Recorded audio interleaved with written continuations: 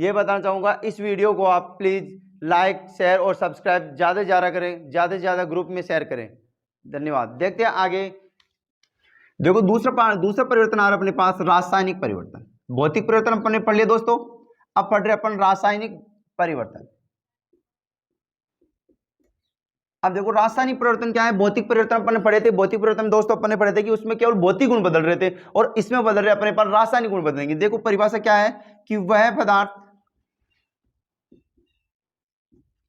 जिसके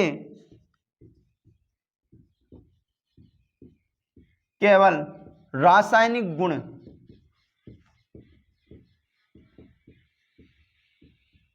बदलते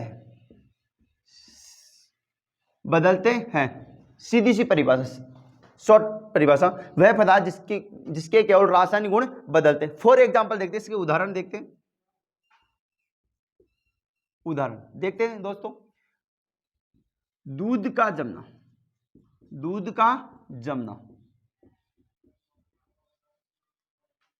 दूध का जमना। दूसरा एग्जांपल देखते हैं, कागज का जलना।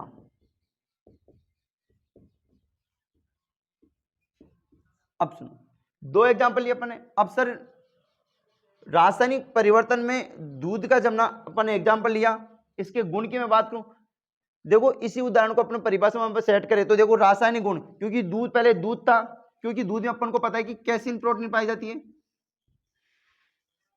कैसीन प्रोटीन पाई जाती है, सबको पता है। दोस्तों ध्यान देना कि दूध में जैसे ही अपन ने जावन डालते हैं तो उस जावन को डालते ही दूध किस में बदल जाएगा, दही में बदल जाएगा। किस में बदल जाएगा, दही में बदल जाएगा। दूध का जमना या कैसे अपन दूध का दही में बदलना, ये लो। तो जैसे दूध का दही में बदला तो क्या अपन इस दही को वापस दूध में बदल सकते हैं, नहीं बदल सकते, क्योंकि इसके क्या बदल गए बेटा, और रासायनिक गुण बदल गए दोस्तों। अब रासायनिक गुण जैसे बदल गए तो इसके ये कौन सा परिवर्तन हुआ, स्थायी परिवर्तन हुआ। कौन सा परिवर्तन हुआ, स्थायी परिवर्तन हुआ, क्योंकि इसको अपन पुनः दही से दूध में नहीं बदल सकते, इसीलिए मैंने इसको स्थायी परिवर्तन कहा।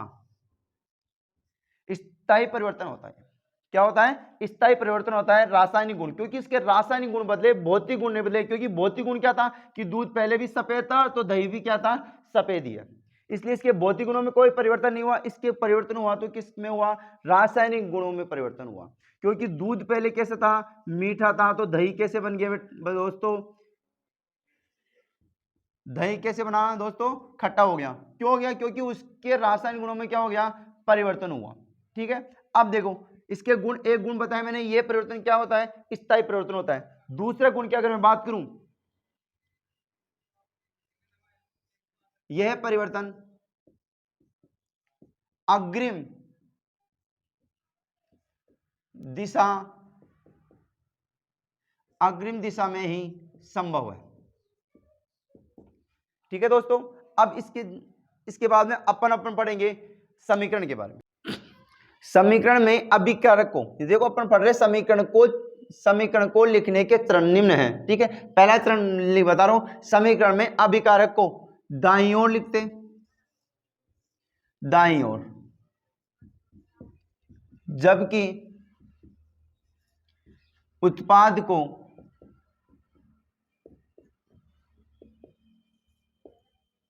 बाईं ओर लिखा जाता है, बाईं ओर लिखा जाता है।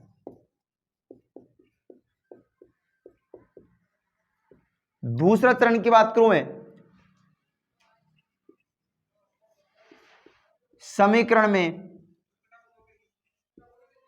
अभिकारक व उत्पाद के मध्य, दोस्तों समीकरण में अभिकारक व उत्पाद के मध्य तीर का निशान, तीर का निशान लगाते हैं। तीसरा चरण क्या कहते हैं कि समीकरण में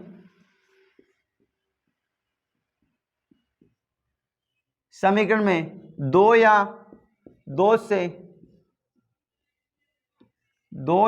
से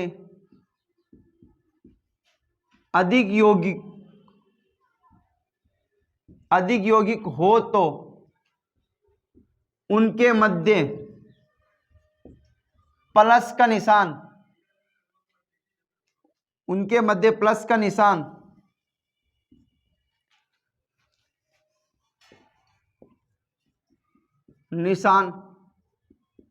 लगाते हैं, चाहे अभिकारक हो या उत्पाद हो, दोनों में ही, दोनों अभिकारक हो या उत्पाद हो, दोनों में ही अगर दो या दो से अधिक यौगिक हो तो यौगिकों के मध्य किसका निशान लगाएंगे? प्लस का निशान लगाएंगे। ठीक है। अब चौथा क्या है? समीकरण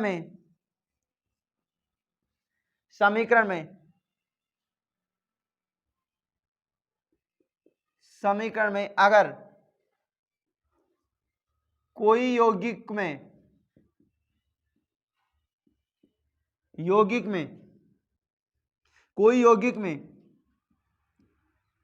किसी तत्व जो कैसे हो? गैस रूप में हो। किस रूप में हो? कि कोई यौगिक में किसी तत्व, अगर कोई यौगिक में किसी तत्व, वो क्या हो सकता है? गैस हो सकता है। किसी तत्व की कमी हो तो उसे सीधे तीर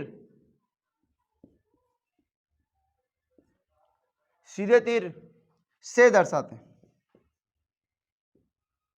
यहां कह सकते हैं अगर कोई अभिक्रिया ताप की उपस्थिति में हो रही हो, किस उपस्थिति में हो रही हो? ताप की उपस्थिति में हो रही हो, तो उस अभिक्रिया में कोई ना कोई तत्व की क्या होगी? कमी होगी। तो उस कमी को अपन किससे दर्शाएंगे? सीधे तीर से दर्शाएंगे। ठीक है दोस्तों, नेक्स्ट बात करते हैं।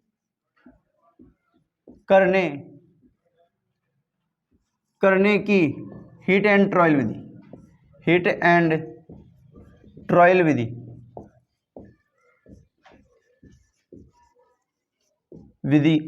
अपनाई जाती है।